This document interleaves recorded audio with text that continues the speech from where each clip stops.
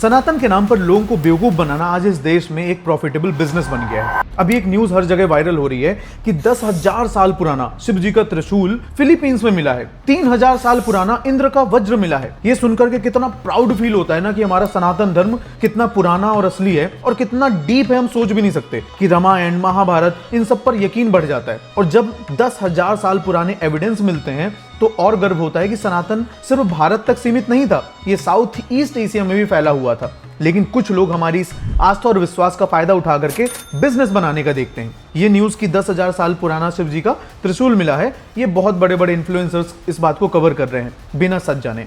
The Jaipur dialogues का भी मैंने रीशेयर देखा, तो एकदम सच बताऊं तो मैं खुद कि सनातन कितना पुराना है, कितना पावरफुल है, इस पर वीडियो बनाना चाहता था। लेकिन रिसर्च करने पर मुझे इस कहानी में बहुत सारे रेड फ्लैग्स दिखने लगे, जैसे हिंदुओं की आस्था के साथ खिलवाड़ हो रहा है और हिंदुओं को बनाने की कहानी हो। चलो एक एक चीज करके समझाता हूँ।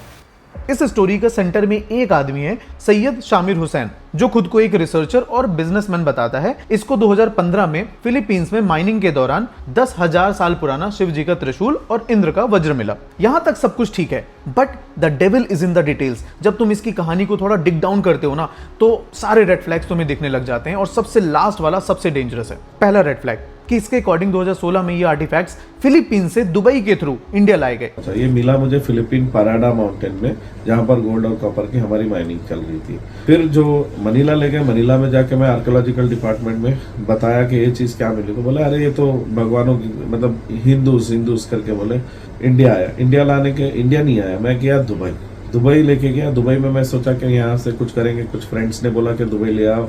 एट लास्ट मैंने डिसाइड किया दुबई में भी इसका कुछ नहीं हो रहा है, चलो इसको ले जाते हैं इंडिया में। फिलीपींस से दुबई और दुबई से इंडिया, लेकिन फिलीपींस के लॉज बहुत स्ट्रिक्ट हैं। वहां जो भी एक्सकवेशन में आर्टिफैक्ट मिलता है वो ऑटोमेटिकली फिलीपींस गवर्नमेंट की प्रॉपर्टी है। इसका मतलब ये हुआ कि गवर्नमेंट को रिपोर्ट करना मैंडेटरी है और बिना परमिशन के कंट्री से बाहर अगर तुम ले जाओगे तो इलीगल होगा।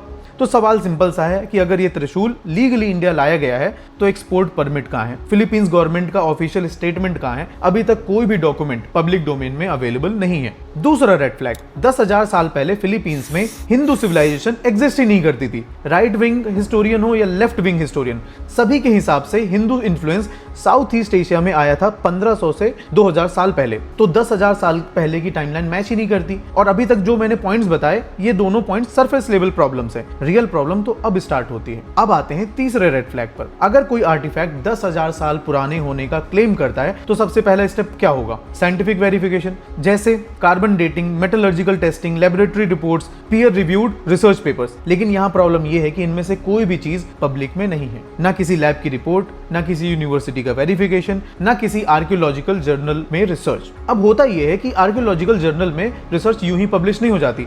पहले तुम अपनी रिसर्च को वहां भेजोगे, बहुत सारे सेम डोमेन के स्कॉलर्स उसको रिव्यू करेंगे, एग्जामिन करेंगे। अगर उनको ये चीजें वैलिड लगती हैं तब वो पब्लिश होता है, और ये चीज बिल्कुल आसान नहीं है। सैयद हुसैन क्लेम करता है कि त्रिशूल और वज्र इसने एएसआई में जाकर के दोनों रजिस्टर करवाई हैं। तो इसको ऐसे समझो कि त्रिशूल एएसआई में रजिस्टर करवाना और त्रिशूल का साइंटिफिकली ऑथेंटिकेट करवाना कार्बन डेटिंग के साथ, दोनों बिल्कुल अलग अलग चीजें होती हैं। लेकिन इन्होंने एक चीज जरूर करी है बिल्कुल शिद्दत के साथ कि 2023 से लेकर के 2023 से लेकर के अब तक मुंबई, दिल्ली, बेंगलोर में कई सारी कॉन्फ्रेंसेस करी हैं। मतलब साइंस में यूजुअली क्या होता है कि डिस्कवरी होगी, फिर इसके बाद रिसर्च पेपर्स में पब्लिश होने के लिए जाएगा, उसको सेम डोमेन के जो स्कॉलर्स हैं क्रॉस चेक करेंगे, फिर कॉन्फ्रेंसेस में डिस्कशन होता है। यहाँ पर क्या हो रहा है? उल्टा, पीआर पहले हो रहा है और साइंस का तो सवाल ही नहीं है। अब आता है सबसे बड़ा ट्विस्ट जो तुम्हारी आंखें खोल देगा।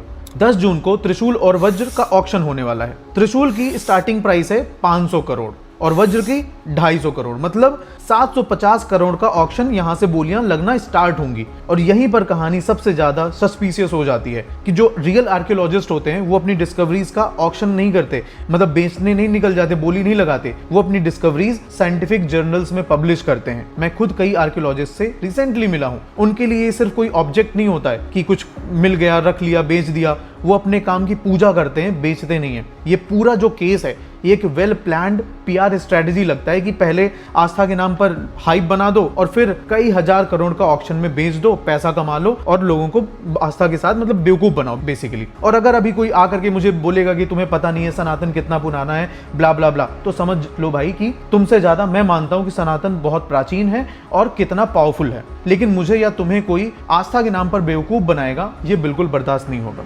और लास्ट और सबसे इंपॉर्टेंट कि अगर सैयद शामिर हुसैन मैंने जितने डॉक्यूमेंट्स बोले वो दिखा देता है या ASI से वैलिडेट करवा देता है त्रिशूल और वज्र को, तो सबसे पहला मैं होऊंगा जो इस टॉपिक पर वीडियो बनाऊंगा और सनातन और हिंदुइज्म की बात करूंगा। और अगर तुम्हें लगता है कि ये सब स्कैम है और मैं सही बोल रहा हूं और इसको एक्सपोज होना चाहिए, तो इस वीडियो को शेयर करो। जितने ज्यादा लोगों तक ये बात पहुंचेगी उतना मुश्किल होगा इस स्कैम को छुपाना। बाकी तुम लोगों के क्या थॉट्स हैं इस वीडियो के कॉमेंट्स में बताना। हर हर महादेव।